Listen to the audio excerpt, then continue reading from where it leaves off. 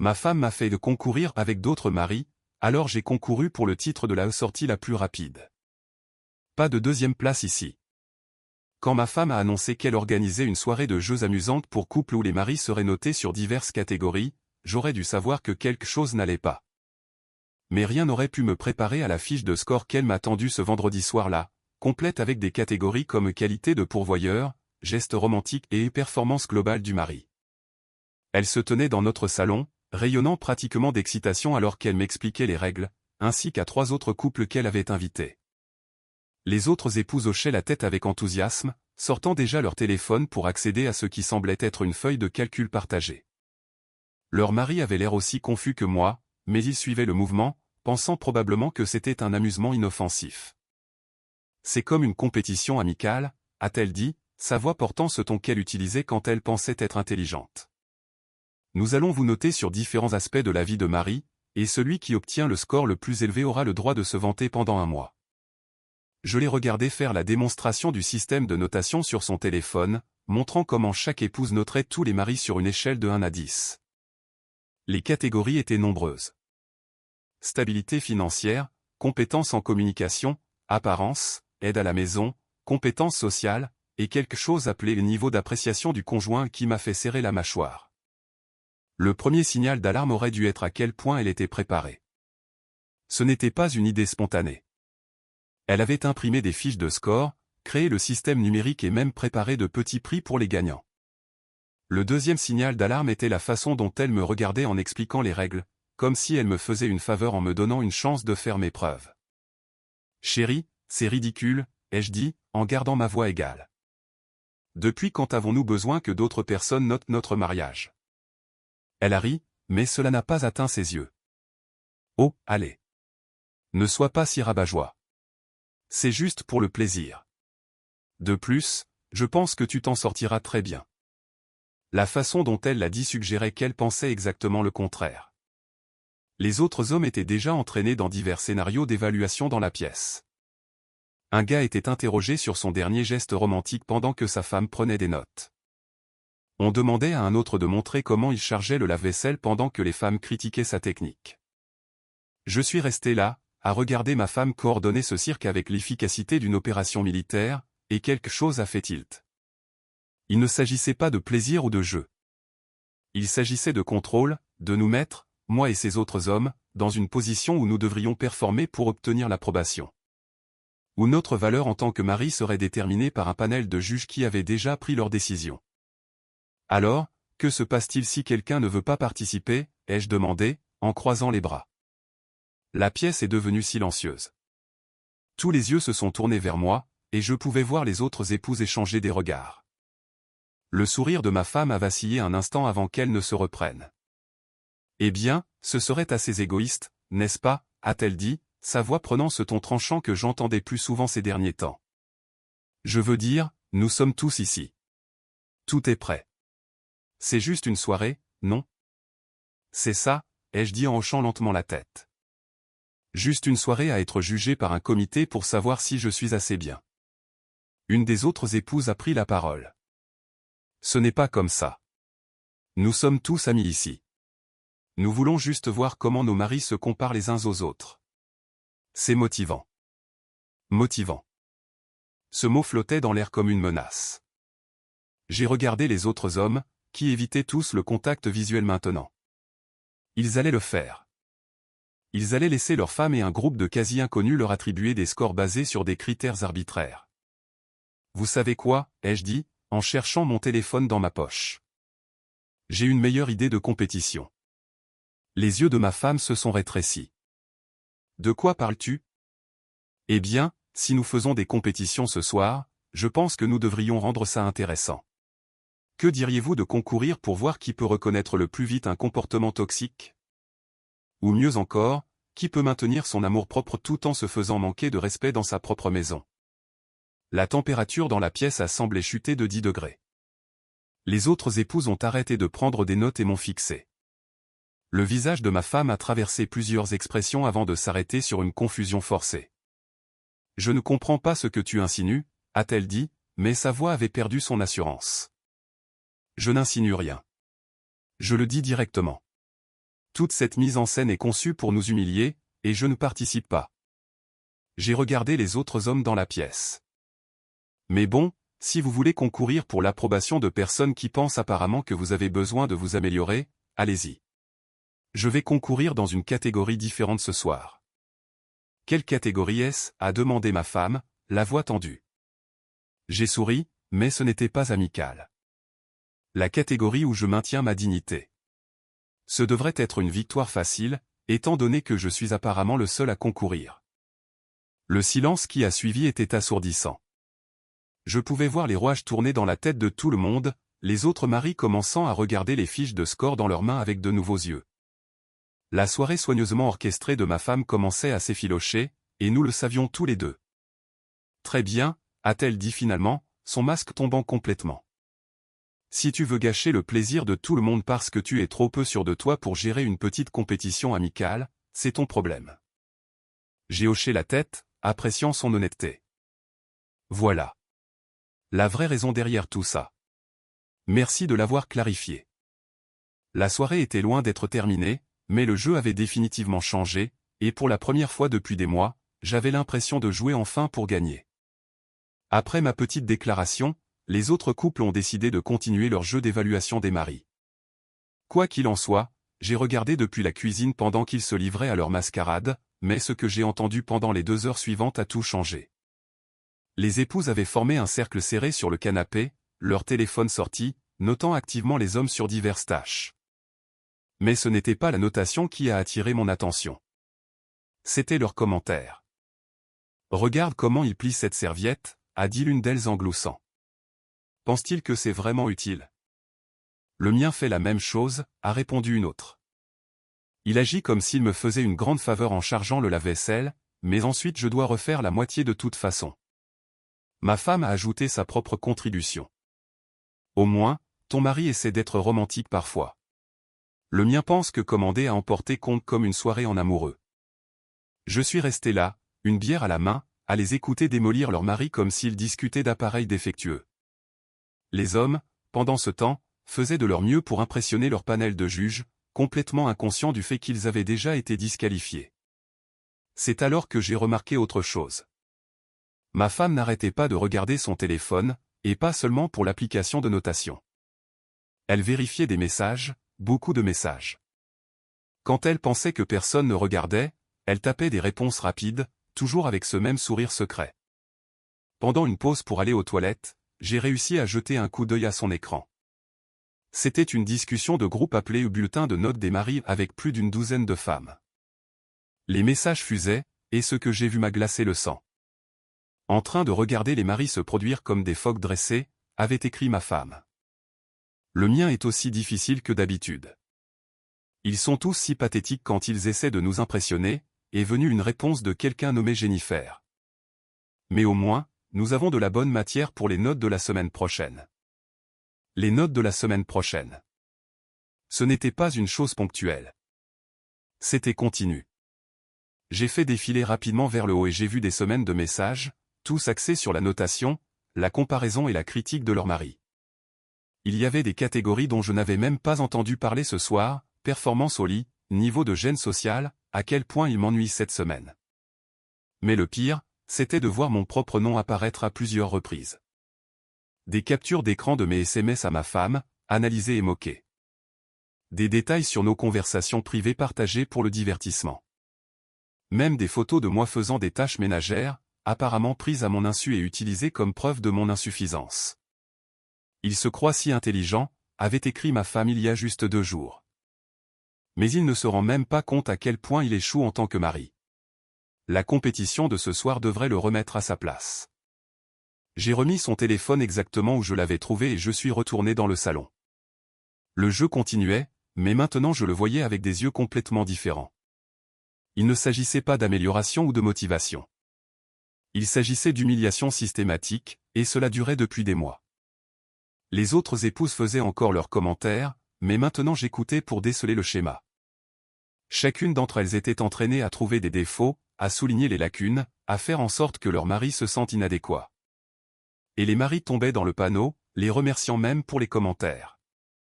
Vous savez quoi, les gars, ai-je dit en rentrant dans la pièce. Je dois vous demander quelque chose. Tout le monde a levé les yeux de leur fiche de score et de leur fiche d'évaluation.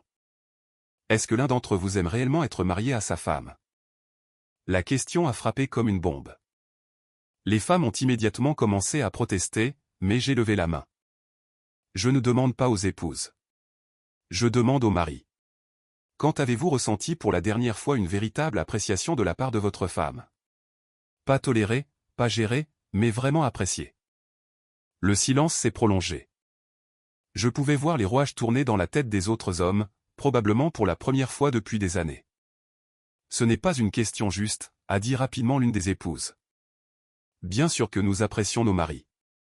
Vraiment, ai-je demandé en me tournant pour lui faire face directement. Parce que je vous ai écouté toute la soirée, et je n'ai pas entendu une seule chose positive à propos d'aucun d'entre eux. Pas une seule. Ma femme s'est levée, le visage rouge. C'est complètement inapproprié. Tu gâches la soirée de tout le monde. Vraiment? Ou suis-je simplement en train de souligner ce que tout le monde sait déjà mais ne dira pas? J'ai regardé autour de la pièce. Combien d'entre vous savez que vos femmes avaient une discussion de groupe où elles notent votre performance en tant que mari chaque semaine? La couleur a quitté tous les visages dans la pièce. Les épouses se sont regardées avec panique tandis que les maris semblaient confus et blessés. C'est privé, a dit ma femme, sa voix tremblant légèrement. Tu n'avais pas le droit de regarder mon téléphone. Tu as raison, ai-je dit. Tout comme tu n'avais pas le droit de partager des détails privés sur notre mariage avec une douzaine d'inconnus. Tout comme tu n'avais pas le droit de prendre des photos de moi sans ma permission pour les utiliser comme preuve de mes lacunes. La pièce a éclaté en chuchotements animés alors que les autres couples commençaient à assembler les pièces du puzzle. Des téléphones étaient saisis, des questions étaient posées, et la soirée soigneusement construite s'effondrait. C'est exactement pourquoi tu as obtenu un score si bas dans les classements préliminaires, a dit ma femme, sa voix devenant plus forte. Tu ne peux gérer aucune sorte de critique constructive. Classement préliminaire? J'ai ri, mais il n'y avait pas d'humour là-dedans. Tu veux dire les classements où toi et tes amis avaient passé des mois à documenter toutes les façons dont nous vous décevons? Ces classements. J'ai sorti mon propre téléphone et les brandis.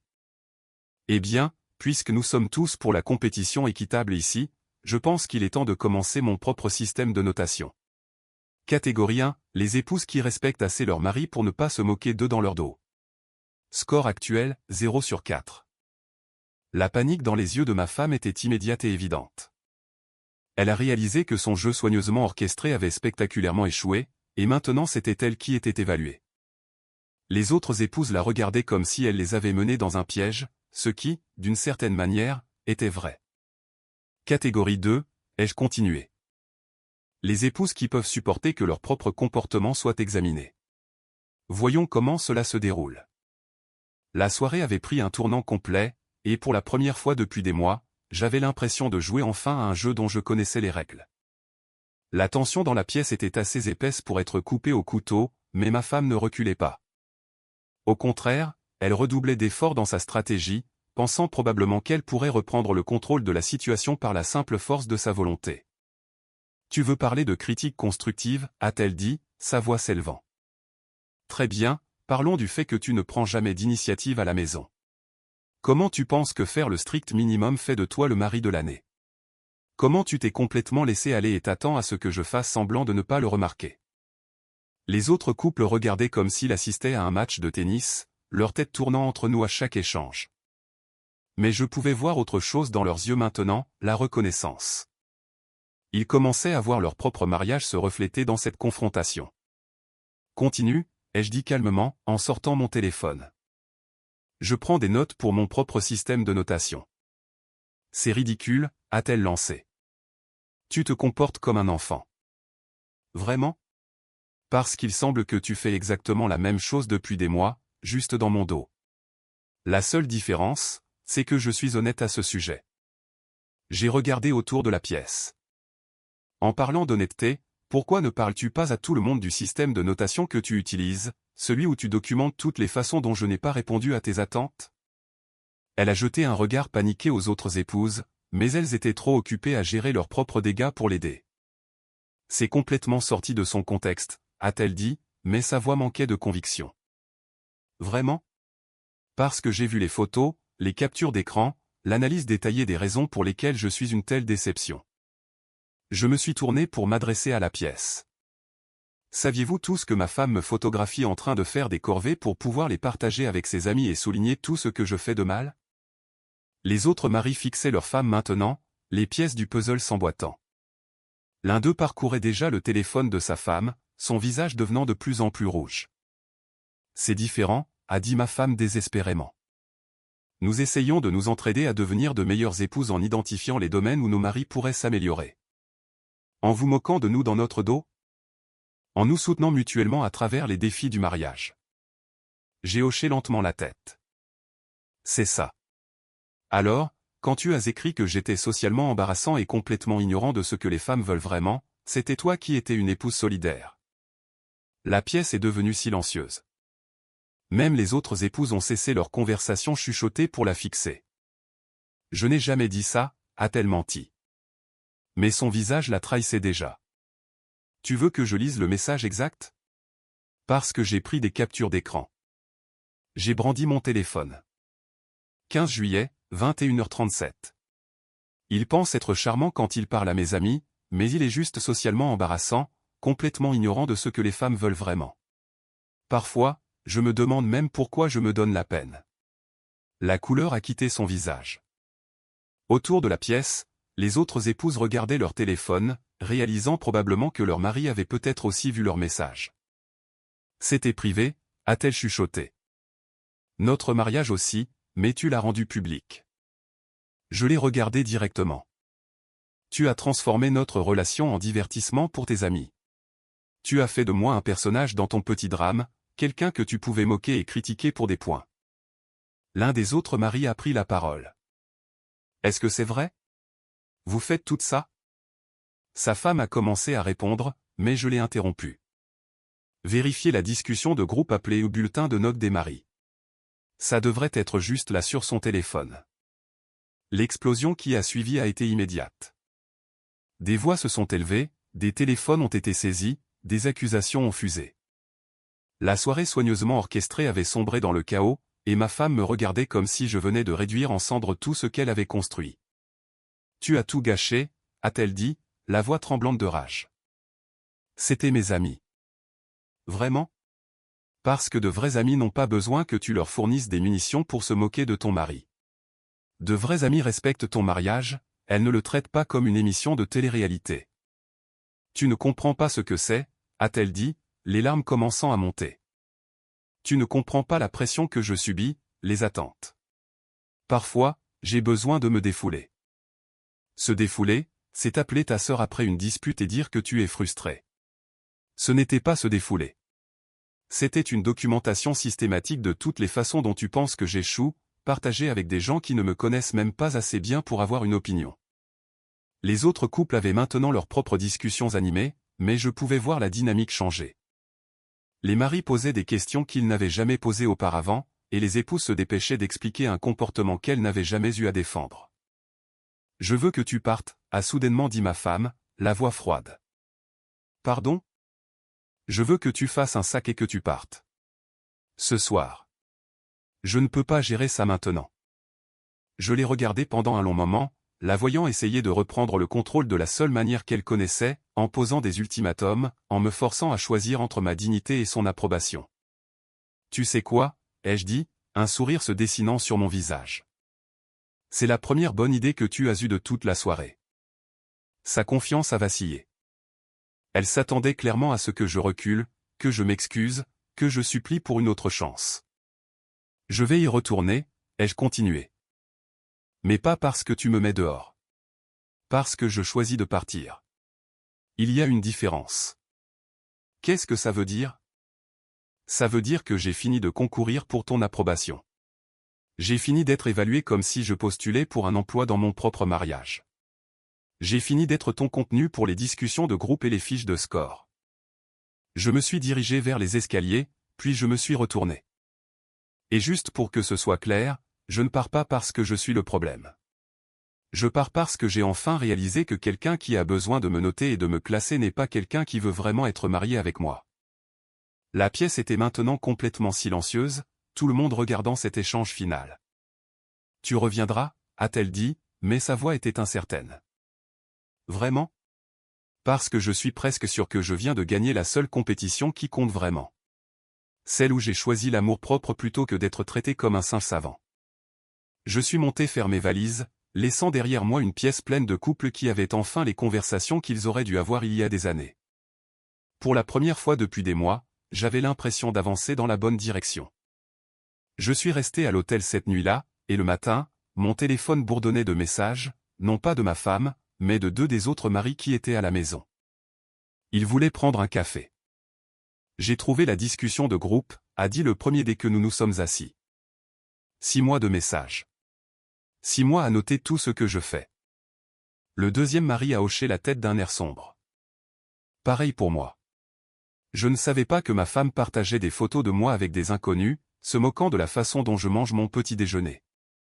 Nous sommes restés assis là un moment, 3 hommes adultes réalisant que nous avions vécu dans une émission de télé-réalité sans le savoir. « Que allez-vous faire » leur ai-je demandé. « Je ne sais pas » a admis le premier. Elle dit que c'était inoffensif, que je surréagis. « La mienne aussi » a dit le second. Elle agit comme si j'étais fou d'être contrarié par ça. J'ai sorti mon téléphone et ouvert une nouvelle discussion de groupe. Eh bien, puisqu'elles aiment tant les systèmes de notation, il est peut-être temps que nous créions le nôtre. Je les ai ajoutés tous les 2 à la discussion et j'ai tapé le premier message. Bienvenue au groupe de récupération de la dignité. Sujet du jour, les épouses qui pensent que le mariage est une évaluation de performance. Ils ont tous les 2 ri, mais ce n'était pas vraiment drôle. C'était le genre de rire que l'on fait quand on réalise à quel point sa situation est devenue ridicule. Sérieusement, cependant, ai-je continué, qu'ont dit vos femmes quand vous les avez confrontées? Que j'étais trop sensible. Le premier mari a répondu que les femmes ont besoin de parler à leurs amis des problèmes de couple. Même scénario, ai-je dit. La mienne a essayé de faire croire que j'étais le problème pour ne pas vouloir être noté comme un devoir scolaire. Mon téléphone a vibré. Un SMS de ma femme. Nous devons parler. Rentre à la maison. Je leur ai montré le message. Nous y voilà. Phase 2 du contrôle des dégâts. Vas-tu y retourner, a demandé le second mari. Oh, j'y retourne, ai-je dit, mais pas pour la raison qu'elle pense. Quand je suis entré dans la maison plus tard cet après-midi-là, ma femme était assise à la table de la cuisine avec ce qui ressemblait à un discours préparé. Elle avait nettoyé la maison, préparé mon dîner préféré et même mis la robe que j'avais complimentée il y a des mois. « Je suis contente que tu sois revenu », a-t-elle dit en se levant avec un sourire prudent. « Je pense que nous avons juste eu un malentendu hier soir. » Vraiment? Tout ce jeu est devenu incontrôlable. Je peux voir comment tu as pu le prendre de la mauvaise façon. Je me suis assis en face d'elle, notant comment elle cadrait tout. Comment moi j'aurais pu le prendre mal, pas comment elle a fait quelque chose de mal. Parle-moi de la discussion de groupe, ai-je dit directement. Son sourire a légèrement vacillé. Qu'y a-t-il à ce sujet? Depuis combien de temps ça dure? Ce n'est pas ce que tu penses. Nous partageons juste des conseils sur les relations et nous nous soutenons mutuellement. En notant nos maris comme des critiques de restaurant. Elle est restée silencieuse un moment, calculant probablement son prochain coup. Parfois, nous nous défoulons. C'est normal. Montre-moi la discussion. Quoi? Si c'est juste un défoulement normal, montre-moi les messages. Laisse-moi voir à quoi ressemble le soutien. La panique dans ses yeux était immédiate. C'est privé. Ce sont des conversations entre amis. À propos de moi. À propos de notre mariage. En quoi est-ce privé de moi? Elle s'est levée, agitée. Tu es déraisonnable. Tu ne peux pas t'attendre à lire toutes les conversations que j'ai avec mes amis. Je ne veux pas lire toutes les conversations. Je veux lire celle où tu as documenté mes échecs en tant que mari pendant 6 mois. Ce n'était pas comme ça. J'ai sorti mon téléphone et j'ai commencé à taper dans la discussion de groupe avec les autres maris. Jour 1 du contrôle des dégâts de l'épouse. Tactiques actuelles, manipulation psychologique, minimisation, déviation. Score, 0 point pour la prise de responsabilité. Qu'est-ce que tu fais? A-t-elle demandé, essayant de voir mon écran. Je commence mon propre système de notation. Il s'avère que je suis plutôt bon pour documenter les comportements, moi aussi. Son visage est devenu blanc. Tu envoies des SMS à d'autres personnes à propos de notre conversation privée. L'ironie ne nous a échappé à aucun de nous deux. Ça fait une drôle d'impression quand c'est toi qui es évalué, n'est-ce pas? Elle s'est rassise, réalisant que sa stratégie ne fonctionnait pas. Qu'est-ce que tu veux de moi? Je veux que tu comprennes que ce que tu as fait n'était pas inoffensif. Je veux que tu reconnaisses que transformer notre mariage en contenu pour tes amis était mal. Et je veux que tu décides si tu veux vraiment être marié avec moi ou si tu veux juste quelqu'un à gérer et à critiquer. Bien sûr que je veux être marié avec toi. Vraiment? Parce que ton comportement dit le contraire. Tes messages disent le contraire. Tout ton système de notation dit le contraire. Elle est restée silencieuse pendant un long moment, réalisant probablement que ses tactiques habituelles n'allaient pas fonctionner cette fois. Je peux supprimer la discussion de groupe, a-t-elle proposé. Ce n'est pas le problème. Le problème, c'est que tu l'as créé en premier lieu. Le problème, c'est que tu as pensé que c'était acceptable de te moquer de moi dans mon dos pendant des mois. Je ne me moquais pas de toi. Je l'ai fixé. Tu as littéralement pris des photos de moi en train de faire la vaisselle pour montrer à tes amis à quel point je le faisais mal. Elle ne pouvait pas nier celle-là, car nous savions tous les deux que c'était vrai. Alors, voici mon offre, ai-je continué. Nous pouvons essayer de réparer ça, mais ça commence par le fait que tu assumes l'entière responsabilité de ce que tu as fait. Pas de minimisation, pas d'excuses, pas de reproches pour ma surréaction. Et ça veut dire plus de systèmes de notation, plus de discussions de groupe sur notre mariage, et plus de traitement comme si je passais une audition pour le rôle de ton mari. Elle a hoché lentement la tête, mais je pouvais voir la résistance dans ses yeux. Elle ne pensait pas avoir fait quelque chose de si grave, et elle n'aimait certainement pas qu'on lui dise qu'elle ne pouvait pas parler de moi à ses amis. Et si je n'accepte pas ces conditions, a-t-elle demandé. J'ai souri. Alors je gagne la compétition, après tout. Celle où j'ai choisi mon amour-propre plutôt que d'être traité comme un concurrent dans un jeu auquel je n'ai jamais accepté de jouer. Pendant un moment, j'ai pensé qu'elle pourrait réellement prendre ses responsabilités. Elle est restée assise là, regardant ses mains, et je pouvais voir les rouages tourner, mais ensuite elle a levé les yeux avec cette expression que j'avais appris à reconnaître au fil des ans, celle qui signifiait qu'elle allait essayer un angle différent. Tu as raison, a-t-elle dit, sa voix douce et pleine de remords. Je peux voir comment cela a pu te blesser. A pu. Voilà. Mais tu dois comprendre, a-t-elle continué, j'essayais juste d'être une meilleure épouse. Les autres femmes du groupe, elles donnent de si bons conseils. Elles m'aident à voir les choses sous différents angles. Comme quels angles? Comme comment te motiver à t'impliquer davantage dans notre relation. Comment t'encourager à prendre plus d'initiative. Je me suis penché en arrière sur ma chaise. Donc la solution était de me photographier en train de mal faire les corvées et de le partager avec des inconnus? Ce ne sont pas des inconnus. Ce sont mes amis. Nomme 3 choses personnelles que tu sais sur Jennifer de la discussion de groupe. Pas sur son mari, sur elle. Elle a ouvert la bouche, puis l'a refermée. C'est ça. Ce ne sont pas tes amis. Ce sont ton public, et j'étais ton contenu. Elle a essayé une approche différente. Écoute, peut-être que je m'y suis mal prise, mais mes intentions étaient bonnes. Je t'aime et je veux que notre mariage fonctionne. Alors pourquoi as-tu écrit que tu te demandais même pourquoi tu te donnais la peine avec moi? Son visage a rougi. Je passais une mauvaise journée. Les gens disent des choses qu'ils ne pensent pas quand ils sont frustrés. Pendant 6 mois? Tu as eu une mauvaise journée de 6 mois. Elle s'est levée, arpentant la pièce. Maintenant, tu sors tout de son contexte.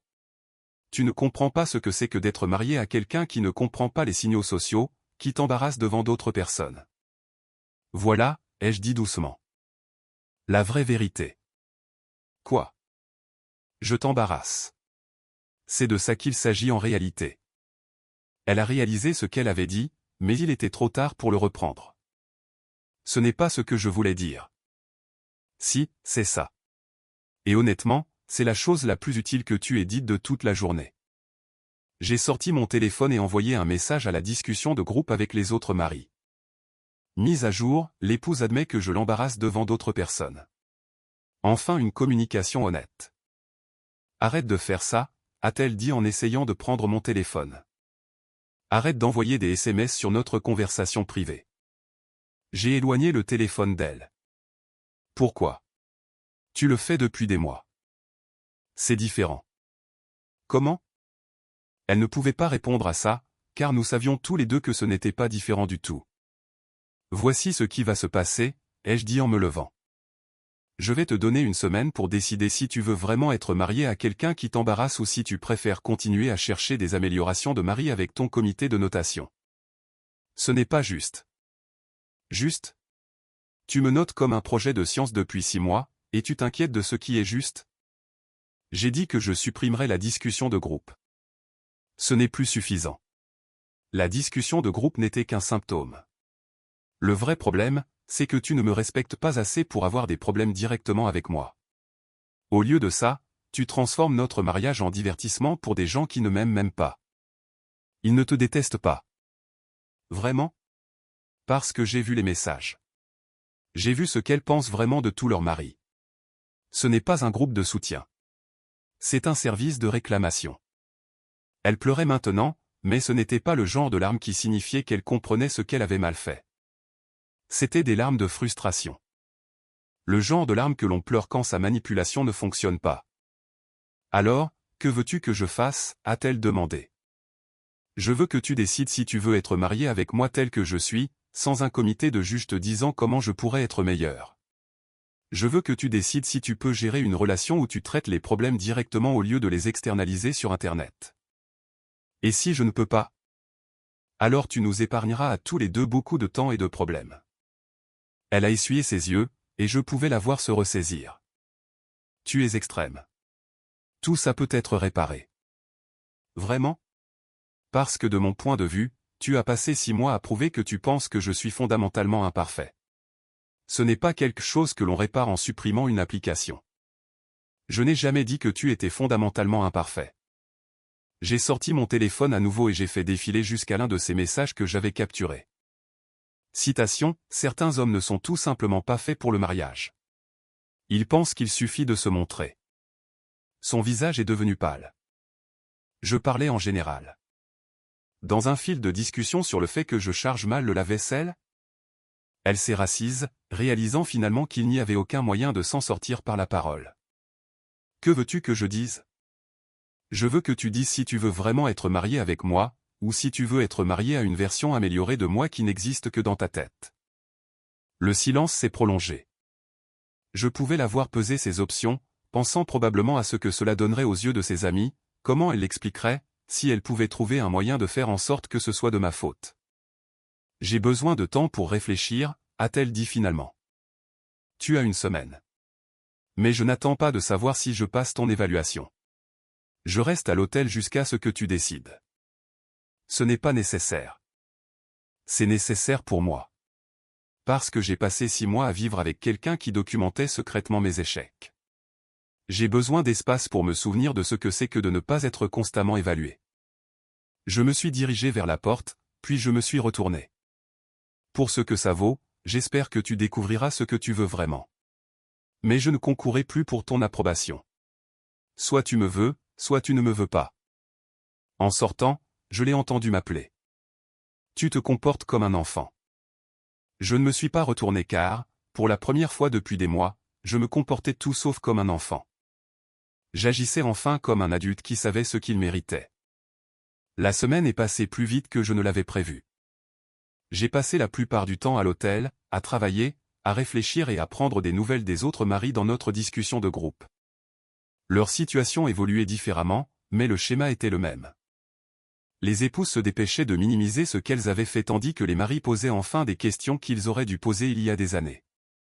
Le 6e jour, ma femme a appelé, pas envoyé de SMS.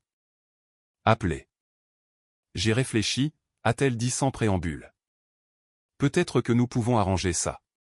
J'ai supprimé la discussion de groupe et j'ai parlé à un conseiller sur la communication dans le mariage. C'est un début, ai-je dit.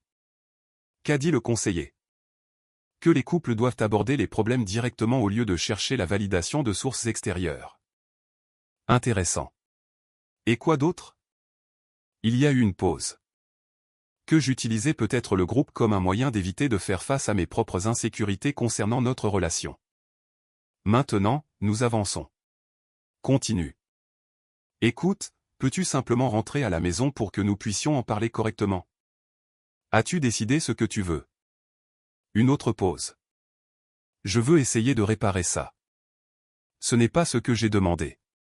Veux-tu être marié avec moi tel que je suis, ou veux-tu être marié à une version améliorée qui répond à tes normes? Le silence a duré assez longtemps pour que je connaisse la réponse avant qu'elle ne la dise. Je pense que les gens peuvent toujours s'améliorer dans les relations, a-t-elle dit prudemment. Voilà. Même après tout, elle ne pouvait toujours pas m'accepter sans condition. Elle pensait toujours que je devais être réparé, géré, amélioré. Merci d'être honnête, ai-je dit. Qu'est-ce que ça veut dire? Ça veut dire que tu as répondu à ma question. Tu ne veux pas être marié avec moi. Tu veux être marié à ton projet. Ce n'est pas juste. C'est tout à fait juste. Après 6 mois à être noté et 6 jours pour y réfléchir, tu ne peux toujours pas dire que tu me veux tel que je suis.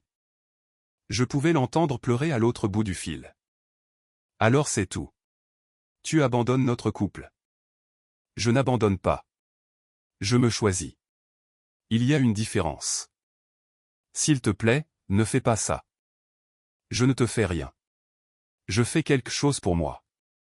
Je choisis d'être avec quelqu'un qui ne pense pas que j'ai besoin d'une amélioration constante. Mais je t'aime. Tu aimes ton idée de ce que je pourrais devenir. Ce n'est pas la même chose. L'appel s'est terminé peu de temps après. 2 jours plus tard, j'ai reçu les papiers que j'attendais. Elle avait demandé le divorce, probablement sur les conseils de son avocat et de ses amis restantes du groupe de discussion. 6 mois plus tard, j'ai croisé l'un des autres maris de cette soirée dans un café. Il avait l'air mieux, plus léger. Comment ça s'est terminé avec ta femme, ai-je demandé. Divorcé, a-t-il dit, mais il souriait. La meilleure décision que j'ai jamais prise. Il s'avère qu'elle gérait son système de notation depuis 2 ans, pas 6 mois. Et l'autre gars? Il est allé en thérapie avec sa femme. Ils essaient de régler les choses, mais il lui a fait prouver qu'elle avait tout supprimé et coupé les ponts avec les femmes du groupe. Nous sommes restés assis là un moment, buvant notre café. Le regrettes-tu parfois, a-t-il demandé. Quelle partie? M'être défendu ou être sorti d'une relation où j'étais constamment évalué? L'un ou l'autre. J'y ai réfléchi. Non. Je regrette de ne pas l'avoir vu plus tôt, mais je ne regrette pas d'être parti. Je sors avec quelqu'un maintenant qui me trouve plutôt génial tel que je suis. Pareil pour moi. C'est incroyable à quel point on se sent mieux quand on n'est pas noté tout le temps. Il avait raison. La femme que je voyais depuis quelques mois n'avait jamais suggéré une seule fois que j'avais besoin de m'améliorer. Elle aimait ma façon de charger le lave-vaisselle. Elle trouvait mes compétences sociales très bien. Elle n'avait pas besoin d'un comité pour valider son choix d'homme. Tu sais ce qui est drôle, ai-je dit. Mon ex-femme est toujours en thérapie, essayant toujours de comprendre pourquoi ses relations ne fonctionnent pas. Elle note toujours les mecs. Selon ses réseaux sociaux, elle a un tout nouveau système pour évaluer les partenaires potentiels. Une sorte de système de notation de compatibilité qu'elle a appris d'un coach en séduction. Nous avons tous les deux ri, mais ce n'était pas méchant. C'était le rire d'homme qui avait échappé à un danger et le savait. Tu penses qu'elle comprendra un jour, a-t-il demandé. Peut-être, mais ce n'est plus mon problème. J'ai fini mon café et je me suis levé pour partir. Tu sais quoi? J'ai gagné cette compétition de cette soirée-là. Laquelle? La sortie la plus rapide d'une situation où l'on ne me voulait pas pour qui j'étais. Il s'avère que je suis en fait assez compétitif quand le prix en vaut la peine. En sortant de ce café, j'ai réalisé quelque chose. Je n'avais pas seulement gagné une compétition cette nuit-là, il y a 6 mois. J'avais retrouvé ma vie. Et contrairement à son système de notation, cette victoire signifiait réellement quelque chose.